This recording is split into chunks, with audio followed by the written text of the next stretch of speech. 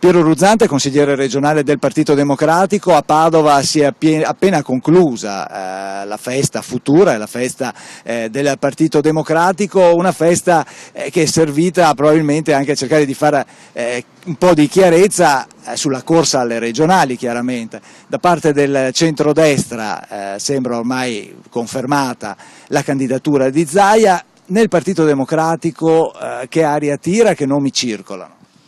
Beh, intanto Futura è stata veramente un successo, un importante momento di confronto e di dibattito dove abbiamo raccolto idee, proposte per il Veneto e il futuro. Innanzitutto io credo che il nuovo Veneto debba avere un nuovo inizio, perché dobbiamo metterci alle spalle una stagione pessima, fatta di corruzione, scandali, del quale non è stata esente nemmeno la giunta Zaia.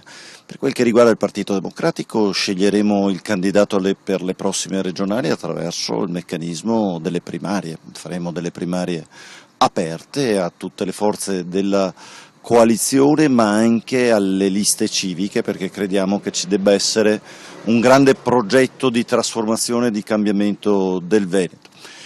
Si è discusso anche ovviamente di nomi, di proposte, e su queste ragioneremo nelle prossime settimane. Ecco, il candidato ideale che tipo di caratteristiche dovrebbe avere secondo lei? Credo che dobbiamo essere percepiti come alternativi a Zaia, quindi deve essere un candidato più capace di portare l'innovazione che assicuri futuro di sviluppo e lavoro per questa regione, perché questi sono i primi problemi. Zaia ha portato la disoccupazione giovanile dall'8 al 25% in 5 anni in questa regione. Il candidato ideale è qualcosa di diverso da Zaia, una donna magari più giovane, magari che ha preso 230.000 voti di preferenza alle ultime elezioni europee. Beh, ecco, credo di aver tracciato un profilo di un candidato possibile, auspicabile e veramente alternativo rispetto a Zaia, innanzitutto perché donna.